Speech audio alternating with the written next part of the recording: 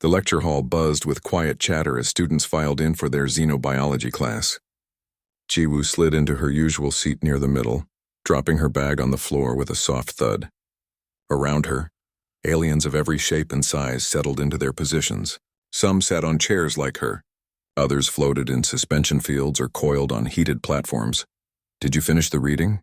Hyun whispered from beside her. His dark hair fell into his eyes as he leaned over. Jiwoo grinned. "The chapter on poison dart species? Yeah, it was fascinating.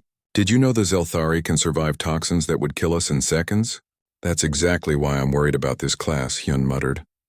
"Everything we study can kill us." On Jiwoo's other side, Dae laughed. "Come on, we're from Earth. We're basically unkillable compared to most species here." The lights dimmed suddenly. All conversation stopped. Professor Velthara glided into the room on his lower tentacles. His crystalline skin caught the light and scattered it in rainbow patterns across the walls. 4 eye stalks swiveled independently, taking in the entire class at once. "Good morning, students," the professor's voice echoed through the translation devices everyone wore. "Today we have a very special lesson." Jiwoo sat up straighter. Professor Velthara only used that tone when something exciting was about to happen. "We will discuss apex predators," the professor continued, "specifically creatures from what we call death worlds, planets where evolution has created the most dangerous organisms in the known galaxy." A ripple of nervous energy passed through the room. Issa, the Threnic student who sat in front of Jiwoo, tensed. Her scales shifted from green to a pale yellow, a sign of anxiety in her species. Professor Velthara pressed a control on his podium. The floor in the center of the lecture hall split open. A large cylindrical container rose up slowly. It was made of some kind of transparent material, reinforced with glowing energy bars that hummed with power. Jiwoo leaned forward, trying to see what was inside. At first, she saw only darkness. Then something moved. A shape uncoiled in the container. It was long and serpentine, covered in scales that looked like polished obsidian. Each scale was the size of Jiwoo's hand. As the creature moved, those scales clicked together with a sound like breaking glass. 2 massive wings were folded against its body. A head emerged from the shadows, angular and fierce, with eyes that glowed like molten gold. "This," Professor Velthara announced, "is a juvenile Caravax dragon from the planet Carvel." The room erupted in gasps and frightened chirps. Several students in the back rows immediately moved further away. Isa's scales went completely white. "Professor," squeaked a small Ptharian student, "that's a Class A threat. Why is it here?" Professor Velthara's eye stalks arranged themselves in what Jiwoo had learned was amusement. "Precisely because it is dangerous. We must understand these creatures if we hope to coexist with them in our expanding galaxy." The dragon pressed against the container wall. Its claws scraped against the energy field, creating a sound that made Jiwoo's teeth ache. The creature was beautiful, she thought. Terrifying, yes, but also magnificent. "The Caravax dragon possesses several extraordinary abilities," the professor explained. He manipulated controls on his podium. A mechanical arm extended into the container, holding a thick steel plate. The dragon's jaw opened. Even through the containment field, Jiwoo could see rows of crystalline teeth. The creature exhaled and a stream of greenish vapor hit the steel plate. The metal began to bubble and dissolve, turning into liquid and then simply disappearing. "Acid breath," Professor Velthara said calmly, "strong enough to dissolve most known materials in seconds." More students shifted backward. Hyun gripped the edge of his desk. "The scales are harder than titanium," the professor continued. "Military-grade weapons barely scratch them. The claws can rend through armor plating, and perhaps most dangerous of all, Caravax dragons possess limited telepathic abilities. They project fear directly into the minds of other creatures." As if to demonstrate, the dragon's eyes flared brighter. Jiwoo felt something brush against her mind like cold fingers trailing across her thoughts. Around her, students cried out in alarm. Several got up and rushed toward the exits. Even Dae had gone pale. But Jiwoo didn't feel afraid. She felt curious. The sensation in her mind wasn't really fear, she realized. It was more like a warning, like a cornered animal showing its teeth. The dragon wasn't trying to scare them because it was cruel. It was scared itself. "This specimen is young," Professor Velthara said.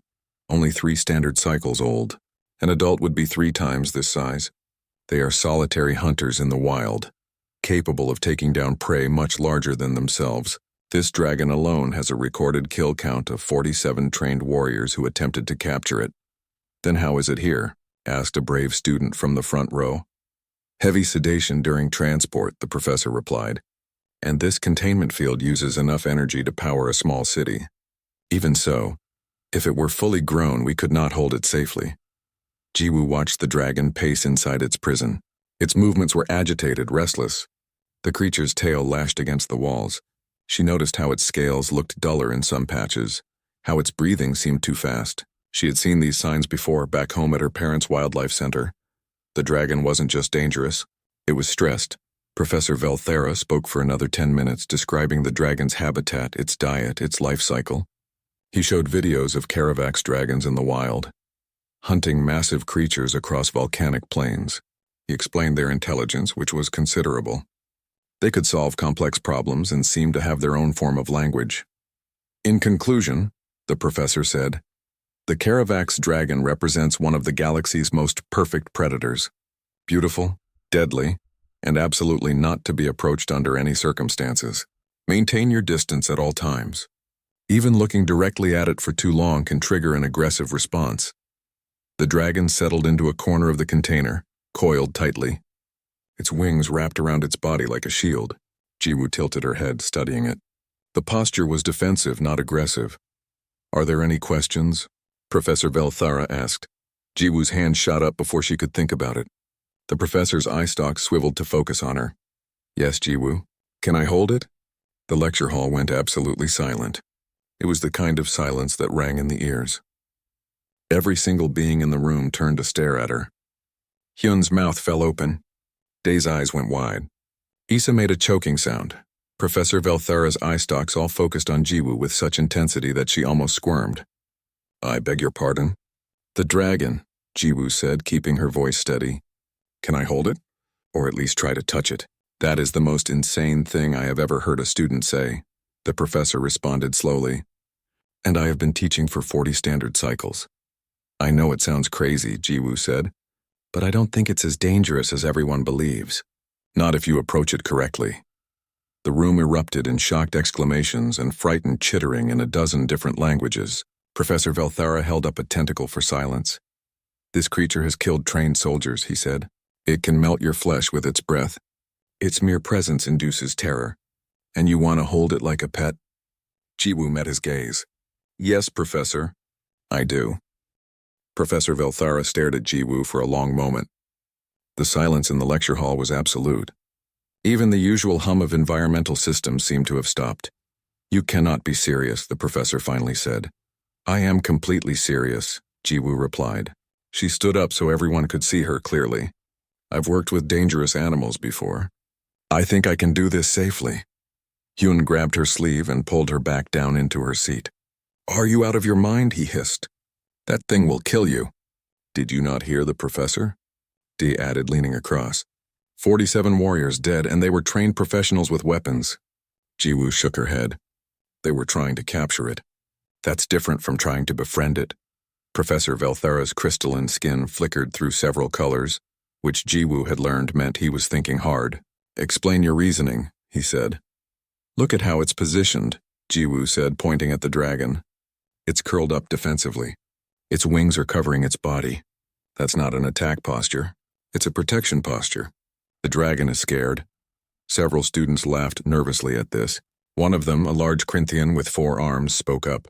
Scared? It's an apex predator? Predators can be scared too, Jiwoo said firmly.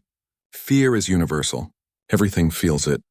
Professor Velthara moved closer to Jiwoo's row. You believe the dragon's aggression stems from fear rather than natural hostility? Yes, Jiwoo said. Everything we saw in your demonstration was defensive behavior. The acid breath was a warning. The telepathic fear projection was meant to keep threats away. Even killing those warriors, it was probably trying to escape or protect itself. The professor's eye stalks moved in a pattern Jiwoo couldn't read. You understand that even if your theory is correct, the dragon is still extraordinarily dangerous?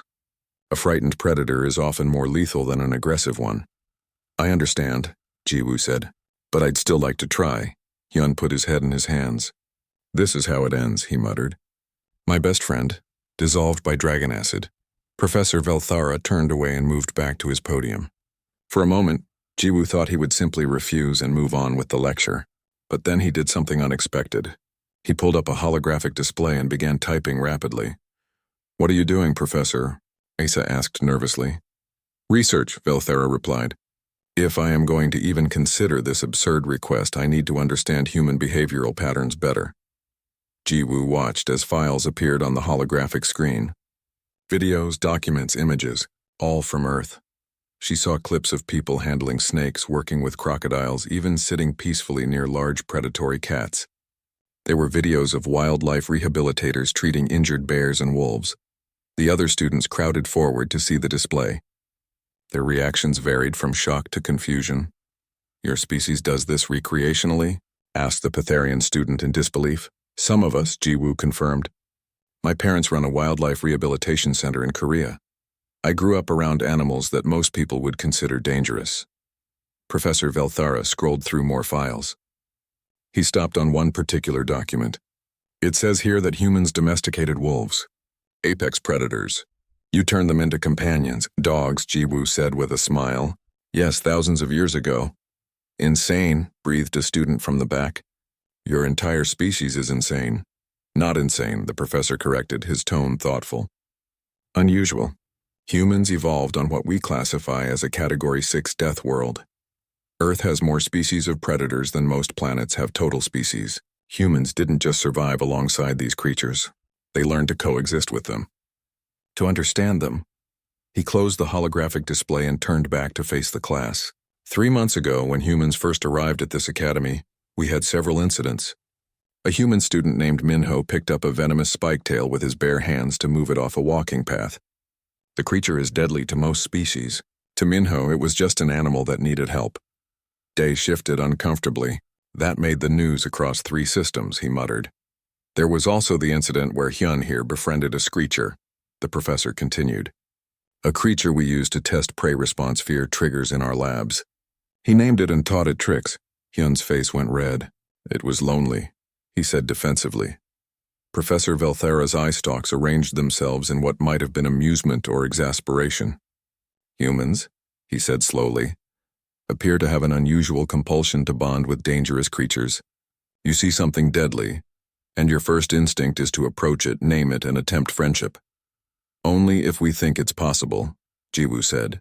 "We're not suicidal. We just recognize that dangerous doesn't always mean hostile." The professor was quiet for a long time. The dragon in its container shifted and everyone jumped except Jiwoo. She kept her eyes on the creature, watching how it moved. "This is incredibly dangerous," Professor Velthara finally said. "I know," Jiwoo replied. "You could die. I could, but I don't think I will. The academy could be held liable. There would be investigations, paperwork, so much paperwork." "I'll sign whatever you need me to sign," Jiwoo said. The professor made a sound that the translator couldn't quite interpret.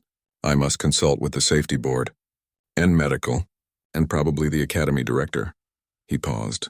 "If, and this is an enormous if, we decide to allow this, there will be conditions. Many conditions." "I'll follow them," Jiwoo promised. "Full medical team on standby. Emergency containment protocols. You'll need to wear protective equipment." "Okay. And you'll need to sign liability waivers." "Many waivers." "I understand." Professor Velthara looked at her for another long moment. "Why?" he asked simply. "Why is this so important to you?" Jiwoo glanced at the dragon again. It was watching them through the transparent container. Those golden eyes held intelligence, she was certain of it. "Because no one else sees what I see," she said quietly. "Everyone looks at that dragon and sees a monster. I look at it and see a scared animal far from home. Someone should try to help it. Why not me?" The professor's skin flickered through several colors again.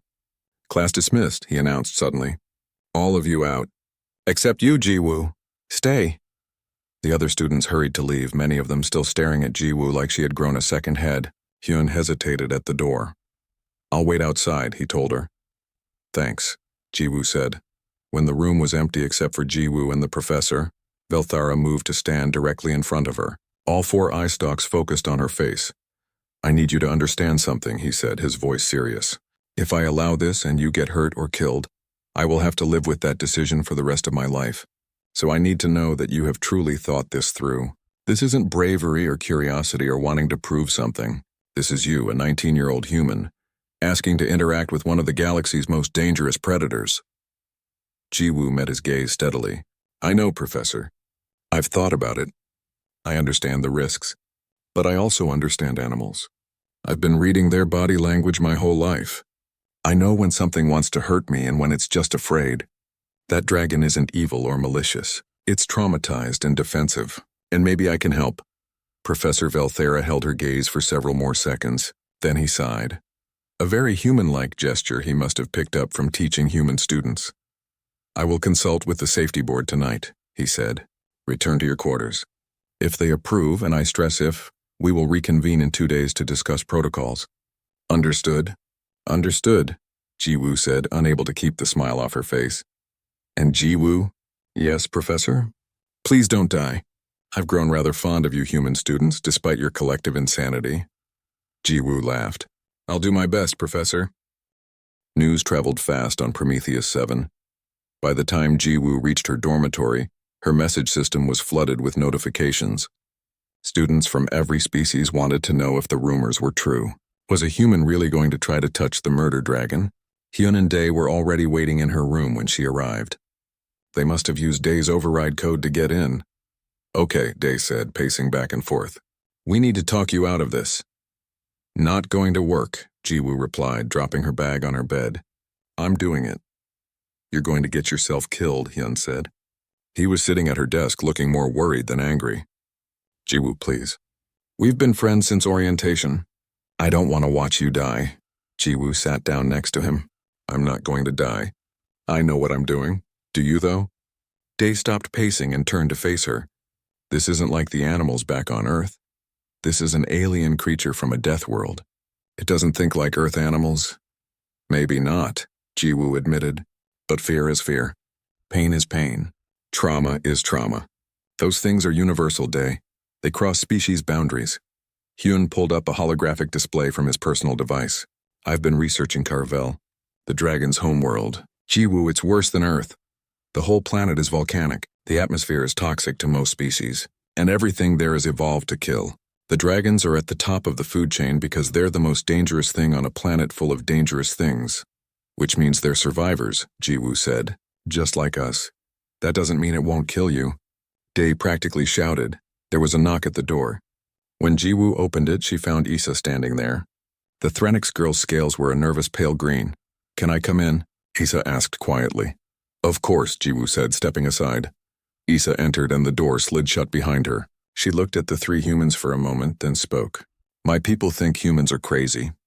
Did you know that? We've heard, Dae said dryly. But I've been thinking about something, Issa continued.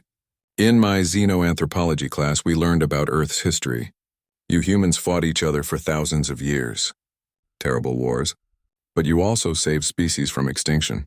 You nursed injured animals back to health. You cried when forests burned. You mourned when creatures went extinct. Jiwoo nodded slowly, not sure where this was going. My people don't understand that, Issa said. We see something dangerous, we avoid it or destroy it. We don't try to save it. But humans do. You see a predator, and part of you wants to help it. That's not crazy. That's just different. Are you saying you support what Jiwoo's doing? Hyun asked, surprised.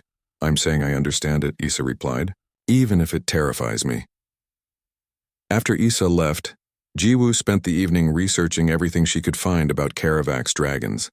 Most of the information was academic papers focusing on their biological capabilities, how they breathed acid, how their scales formed, the chemical composition of their venom.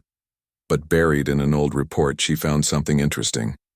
It was a study done by a Quilaxian researcher 50 years ago. The researcher had observed wild dragons from a distance on Carvel.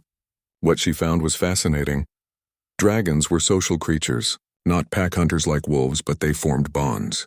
Parents stayed with their young for years, teaching them to hunt and survive. Siblings remained in contact even after separating. They communicated through a combination of sounds, telepathy, and body language. The report included video footage. Jiwoo watched a mother dragon teaching her juvenile to fly. The parent was patient, encouraging. When the young dragon fell, the mother caught it gently in her claws and set it back on the cliff to try again. They feel love, Jiwoo whispered to herself. They understand family, she kept reading. The researcher noted that dragons seemed to mourn their dead. When poachers killed a dragon, its mate would stay near the body for days, refusing to leave. The telepathic projections during these times were overwhelming, waves of grief so powerful that they could be felt kilometers away. Ji-woo felt a knot form in her stomach. The dragon in Professor Velthara's lab was a juvenile. Where were its parents? She pulled up the acquisition records for the specimen. It took some digging through protected files, but she eventually found the report. Her heart sank as she read it. The dragon had been captured by poachers on Carvel. They had found a nest and killed the adult dragons for their scales, which were valuable on the black market. The juvenile had been defending its dead mother when the capture team finally subdued it with heavy tranquilizers. Ji-woo closed her eyes. No wonder the dragon was aggressive. It wasn't just scared, it was grieving. The next morning she received a message from Professor Velthara. The safety board had approved the experiment, with extensive conditions. She needed to come to his office to review the protocols. When she arrived, the professor was waiting with what looked like 100 holographic documents floating in the air. "Good morning, Ji-woo," he said. "I hope you're ready for paperwork." For the next 2 hours, Ji-woo reviewed and signed liability waivers. She acknowledged that she understood the risks. She confirmed that the academy would not be held responsible if she was injured or killed. She agreed to follow all safety protocols exactly as specified. "Now," Professor Velthara said when the paperwork was finally finished, "let's discuss the actual procedure." He pulled up a schematic of a modified containment area. "We'll use this space. It's open air but surrounded by force fields. Medical teams will be stationed here, here, and here." He pointed to various locations. "You'll wear partial armor plating on your torso and head." "Actually," Ji-woo interrupted, "I don't think I should wear armor." The professor's eye stalks all swiveled to stare at her. "Explain." "Armor makes me look like a threat," Ji-woo said. "Like the soldiers who captured it. I need to appear as non-threatening as possible. That means no armor, no weapons, nothing that could be seen as aggressive." "That is insane," the professor said flatly. "It's necessary," Ji-woo insisted. "Professor, I found the acquisition report. I know what happened to its parents. This dragon has been traumatized by armored beings with weapons. If I show up looking like them, it will never trust me." Professor Velthara was silent for a long moment. "You read the acquisition report?" "Yes." "Then you know this dragon watched its mother die." "I know," Ji-woo said quietly. "And that's exactly why I need to do this differently. Everyone who has approached this dragon has been a threat. The poachers killed its family. The capture team heard it. Even here at the academy, it's kept in a cage and treated like a dangerous object instead of a living being. Someone needs to show it that not every creature wants to harm it." The professor's crystalline skin flickered through several colors. "You're asking me to let you enter an enclosure with a traumatized apex predator with no protection at all?" "Yes. The board will never approve it." "Then don't ask them," Ji-woo said. "This is between you and me, Professor. I sign extra waivers. I take full responsibility. But please let me try this my way." Professor Velthara looked at her for a very long time. Finally, he sighed. "You are either the bravest or most foolish being I've ever met." "Maybe both," Ji-woo said with a small smile. "If you die, I will never forgive myself. I won't die. You can't know that." "No," Ji-woo admitted, "but I believe it. And sometimes belief is enough." The professor manipulated his controls, pulling up new documents. "More waivers," he said, "specifically stating that you are choosing to forego protective equipment against all advice." Ji-woo signed them without hesitation. "The attempt will be tomorrow," Professor Velthara said. "Morning cycle. The dragon will be given a mild sedative, just enough to take the edge off its aggression, but it will still be fully capable of killing you if it chooses." "I understand. I hope you do," the professor said quietly. "I truly hope you do." That night, Ji-woo barely slept. She lay in bed thinking about the dragon, thinking about its mother, thinking about fear and trauma and trust. Somewhere in the biology lab, a dragon lay coiled in its cage, probably dreaming of volcanic plains and a family it would never see again. "I'll help you," Ji-woo whispered into the darkness. "I promise." The auditorium was packed. Ji-woo had never seen so many beings in one place before. Students filled every seat. Faculty members lined the walls. Even some off-duty station personnel had come to watch. Everyone wanted to see if the human girl would actually go through with it, or if she would survive. Jiwoo stood in the preparation room, trying to steady her breathing. Through the transparent wall, she could see the modified enclosure. It was large and circular, with force fields humming around the perimeter. Medical teams were positioned at 3 stations, their equipment ready. "You don't have to do this," Hyun said for the 100th time.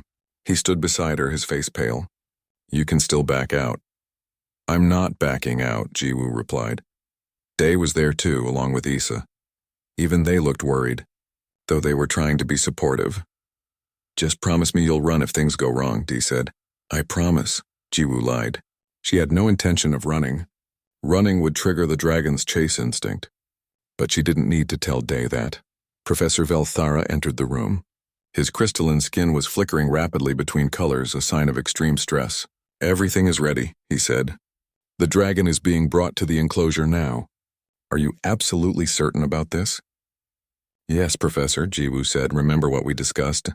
If the dragon shows signs of aggression, the safety team will activate the emergency containment field. It will separate you from the dragon instantly." "I remember. And you have the emergency beacon on your wrist. Press it if you need immediate extraction." Jiwoo looked down at the small device strapped to her wrist. "I won't need it."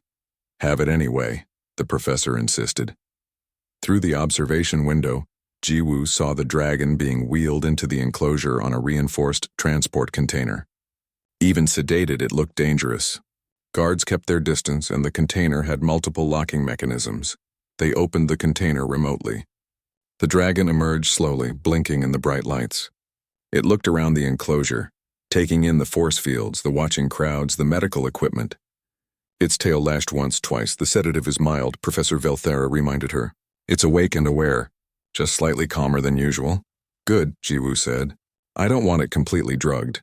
That wouldn't be fair." Issa touched Jiwoo's shoulder gently. "Be careful," she said. "I will." Hyun pulled Jiwoo into a quick hug. "Please don't die." "I mean it." "I won't," Jiwoo promised. The door to the enclosure slid open. Jiwoo walked through before she could second-guess herself. The door sealed behind her with a hiss that sounded very final. The dragon's head snapped toward her immediately. Those golden eyes locked onto her, and Jiwoo felt the telepathic probe brush against her mind. It was checking her, she realized, trying to determine what kind of threat she posed. Jiwoo kept her movements slow and calm. She had a small container of food with her, raw meat that the dragon liked. She also carried nothing else. No weapons, no armor, no protective gear, just herself and the food. The dragon's nostrils flared. It could smell her and probably smell the food too. Its lips curled back slightly, revealing those crystalline teeth. Jiwoo didn't approach. Instead, she walked to the far side of the enclosure and sat down cross-legged on the floor. She placed the container of food beside her within easy reach, and then she simply waited. The crowd murmured in confusion. They had expected her to approach the dragon immediately. Instead, she was just sitting there. The dragon watched her suspiciously. It shifted its weight, wings rustling. After a moment, it lowered its head and sniffed the air again. Jiwoo didn't look directly at it. Direct eye contact was a challenge in many predator species. She had learned that working with big cats back home. Instead, she kept her gaze slightly averted, monitoring the dragon with her peripheral vision. Minutes passed. 5, 10, 15. The crowd grew restless. Some people began whispering, wondering if anything was going to happen. Jiwoo remained perfectly still. This was the hardest part, she knew. Waiting, being patient, letting the dragon come to its own conclusions about her. The dragon took a tentative step forward, then another. It was approaching cautiously, testing. Jiwoo didn't react, didn't move. She kept her breathing slow and steady. More minutes passed. The dragon circled to her left, keeping distance between them. It was studying her, she realized, trying to understand what she was. Jiwoo began to hum quietly. It was a song her mother used to sing when working with frightened animals. The melody was soft and repetitive, designed to be soothing. The dragon's ear ridges twitched at the sound. "It's okay," Jiwoo said quietly, her voice barely above a whisper. "I'm not going to hurt you.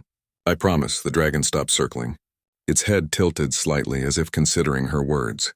Of course, it couldn't understand Korean, but maybe it could sense the tone. The intention behind the words. Jiwoo slowly reached for the container of food. She opened it carefully, making no sudden movements. The smell of fresh meat filled the air. She took one piece and placed it on the ground near her, then moved her hand back to her lap. The dragon's eyes fixed on the meat, its tongue flicked out, tasting the air. It was hungry, Jiwoo realized. When was the last time anyone had fed it properly? The dragon approached the meat slowly. It sniffed it thoroughly, checking for poison or traps. Then, in one quick motion, it snatched the meat and retreated several meters to eat. Jiwoo smiled slightly but didn't move. Progress. She placed another piece of meat down, this time a bit closer to herself. The dragon finished its first piece and eyed the second one. This time it approached more quickly. Still cautious but less fearful. This pattern repeated several times. Each piece of meat was placed closer to Jiwoo. Each time the dragon approached with less hesitation. An hour had passed. The crowd was silent now, everyone watching intently. Even Professor Velthara had stopped pacing. All 4 eye stalks focused on the scene. Jiwoo placed the last piece of meat directly in front of her, within arm's reach. Then she waited. The dragon approached slowly. It was now only 2 meters away from her, close enough that Jiwoo could see the individual scales on its face, the way its eyes reflected light like gemstones, the small scars on its snout from battles or the trauma of capture. The dragon reached for the meat. As it ate, Jiwoo began speaking again. "You lost your family," she said softly. "I'm so sorry. That must have been terrifying. You watched your mother die and then strangers took you away from everything you knew. You've been scared and alone ever since." The dragon paused in its eating, its eyes focused on her face. "I know what it's like to miss home," Jiwoo continued. "I'm far from my home too. My planet is very different from this station. Sometimes I wake up and forget where I am. Sometimes I wish I could see my family again." The dragon finished the meat but didn't retreat. Instead, it stood there watching her. Jiwoo took a slow, deep breath. This was the moment. She extended her hand slowly, palm down, fingers relaxed. She held it in the air between them, offering it to the dragon. "You don't have to trust me," she whispered, "but I'd like to be your friend. If you'll let me." The dragon stared at her hand. Seconds stretched into what felt like hours. The entire auditorium held its breath. Then the dragon moved. It stretched its neck forward, bringing its snout closer to Jiwoo's hand. She felt its breath on her skin, warm and smelling faintly of sulfur. The dragon sniffed her hand carefully. Once. Twice. Then, so gently that Jiwoo almost didn't feel it, the dragon pressed its snout against her palm. Contact. The dragon's scales were surprisingly warm under her hand. They felt like polished stone, smooth and hard. Jiwoo kept her touch light, barely making contact, letting the dragon control the interaction. The dragon closed its eyes partially.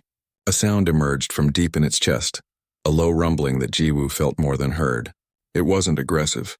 It was almost like a cat's purr. Slowly, carefully, Jiwoo began to stroke the dragon's head. She moved her hand gently over its scales, along its jaw, behind its ear ridges. The dragon leaned into the touch ever so slightly. "Good," Jiwoo whispered. "You're doing so good, see? I told you I wouldn't hurt you." The dragon's eyes opened again, focusing on her face. For a moment, Jiwoo felt another telepathic brush against her mind, but this time it wasn't a projection of fear. It was something else.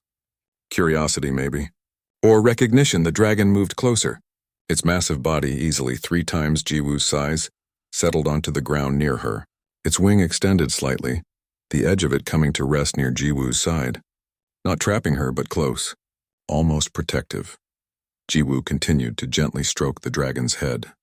Tears pricked at her eyes, but she blinked them away. "You're not a monster," she told the dragon softly. "You never were. You're just scared and hurt and alone. But you don't have to be alone anymore. I see you. I understand." The dragon's rumbling purr grew slightly louder. It shifted position, moving even closer until its head was resting near Jiwoo's lap. In the observation areas, the crowd was absolutely silent. Professor Velthara's crystalline skin had gone completely clear, a sign of profound shock in his species.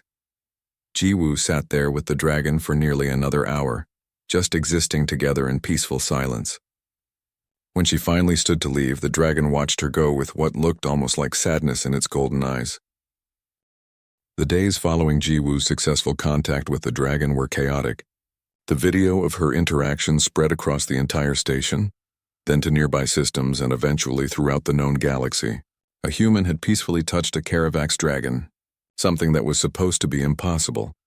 Jiwoo became instantly famous, though she didn't particularly enjoy it. Students stopped her in hallways asking for autographs. Researchers from a dozen different institutions sent requests to study her methods. News agencies wanted interviews. She declined most of them. What she did accept was Professor Velthara's invitation to continue working with the dragon 3 times per week. The professor had been deeply affected by what he witnessed. He began questioning many of his own practices regarding how specimens were obtained and treated. "Have been teaching xenobiology for 40 cycles," he told Jiwoo one day as they prepared for another session with the dragon. "I thought I understood these creatures, but you showed me something I had missed. They're not just biological machines. They're people, in their own way. They feel and suffer and need connection just like we do." Jiwoo smiled at that. "My mother always said that intelligence and emotion exist in many forms. Just because something doesn't think like us doesn't mean it doesn't think at all." The dragon, whom Jiwoo had named Hanul after the Korean word for sky, showed remarkable improvement. Its scales grew brighter. It began eating properly. The constant defensive posturing decreased. Most remarkably, it began to initiate contact with Jiwoo, approaching her when she entered the enclosure rather than waiting to be approached. Hyun and Dae visited often to watch the sessions. They were still amazed by what Jiwoo had accomplished. "I can't believe that's the same creature that terrified us all a month ago," Dae said, watching Hanul rest its head on Jiwoo's lap while she examined its scales for any signs of stress. "It was always this way," Jiwoo replied. "We just couldn't see it through our own fear." Issa had become braver too. She now attended every session, watching carefully. One day she asked Jiwoo if she could try to touch Hanul. "Are you sure?" Jiwoo asked. Issa's scales shifted to a determined blue. "If you can do it, I should be able to as well. I want to understand." With Jiwoo's guidance, Issa approached Hanul slowly. The dragon watched the Threnix girl with curiosity. When Issa extended her hand, trembling slightly, Hanul sniffed it and then gently pressed against her palm, just as it had with Jiwoo. Issa's scales flashed through a dozen colors in rapid succession, expressing joy and wonder. "It's so warm," she breathed. "And I can feel it purring." "It's actually purring. Told you," Jiwoo said with a grin. Word of Issa's successful contact spread quickly. Soon, other students wanted to try. Professor Velthara established strict protocols. Students had to take a course on dragon behavior and body language. They had to be evaluated for the right temperament, and Jiwoo had to approve each attempt. Not everyone was successful. Some students, despite their best efforts, projected too much fear. Hanul could sense it and would retreat, but those who approached with genuine calm and respect found that the dragon accepted them. "You're changing how the entire galaxy views these creatures," Professor Velthara told Jiwoo one evening. "Academic papers are being rewritten. Conservation efforts are being restructured. And it all started because you asked to hold a dragon." But Jiwoo's greatest success was still to come. She had been researching Caravax dragon habitats and conservation status. What she found troubled her. The species was endangered. Poaching had decimated their numbers. Their homeworld, Carvel, had limited protections. She wrote a proposal and submitted it to the Galactic Conservation Council. She argued that Hanul should be returned to Carvel, to a protected sanctuary where the species could recover. She noted that keeping Hanul confined was cruel, no matter how much better its conditions had become. The proposal was approved. A sanctuary on Carvel agreed to take Hanul. They would ensure its safety while allowing it to live as naturally as possible. 3 months after first touching Hanul, Jiwoo stood in a transport bay, watching as the dragon was prepared for the journey home. Unlike its arrival, when it had been sedated and locked in a reinforced container, Hanul walked onto the transport ship calmly. The crew were trained in the new handling protocols that Jiwoo had helped develop. Hyun stood beside her, his arm around her shoulders. "Are you okay?" he asked quietly. "Yes," Jiwoo said, though tears were streaming down her face. "This is what's right. Hanul deserves to go home." Dae and Issa were there too, along with Professor Velthera and what seemed like half the station. Before boarding, Hanul turned back to look at Jiwoo one last time. Their eyes met across the distance. Jiwoo felt a familiar brush against her mind, that telepathic connection they had developed. But this time, instead of fear, she felt something else. Gratitude, affection, and a promise of memory. "I'll miss you too," Jiwoo whispered, even though she knew Hanul couldn't hear her. The dragon spread its wings once, a magnificent display, and then walked onto the ship. The door closed behind it. Professor Velthera approached Jiwoo as the transport began its departure sequence. "You did an extraordinary thing," he said.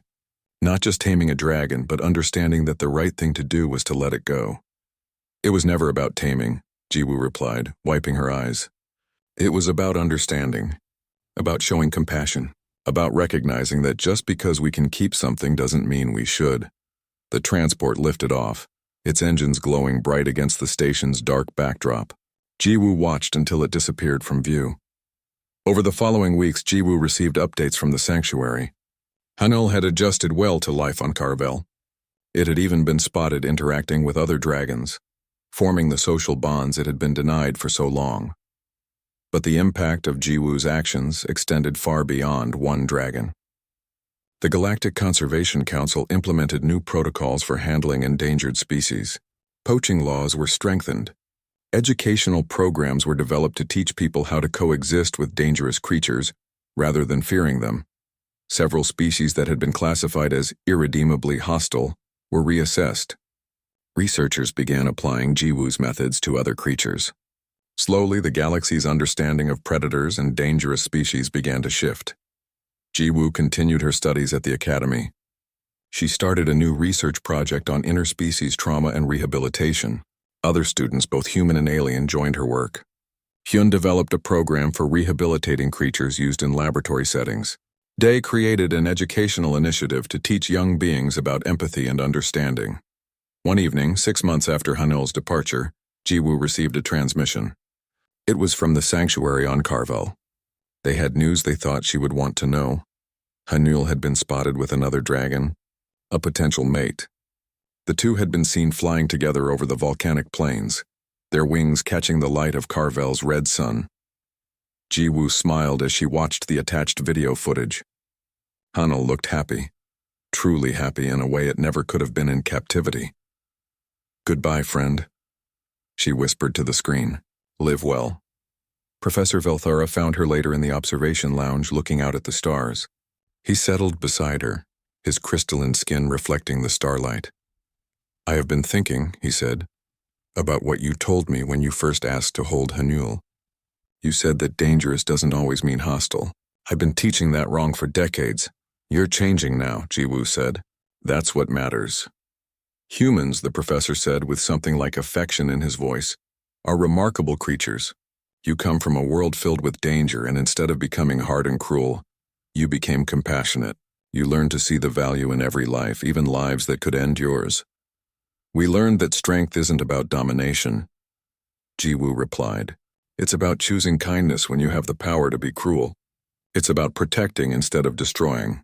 It's about understanding that we're all just trying to survive, and maybe we should help each other do it." The professor was quiet for a moment. Then he said, "I received a communication today. Several universities want to offer you advanced research positions. Conservation organizations want you to lead their initiatives. You could write your own future, Jiwoo." "That's intimidating," Jiwoo admitted. "You changed the galaxy's perspective on apex predators by asking a simple question. Can I hold it? Imagine what else you might accomplish."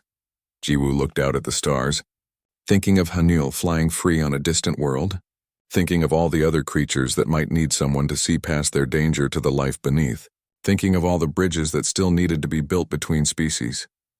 "I'll need help," she said finally. "I can't do it alone." "You won't have to," Professor Velthera assured her. "You've already inspired others to follow your path. Hyundai Issa, they're just the beginning. Your compassion is contagious, Jiwoo. It spreads." They sat together in comfortable silence watching the stars. Somewhere out there, a dragon flew free because one human girl had asked a simple question and followed through with courage and compassion.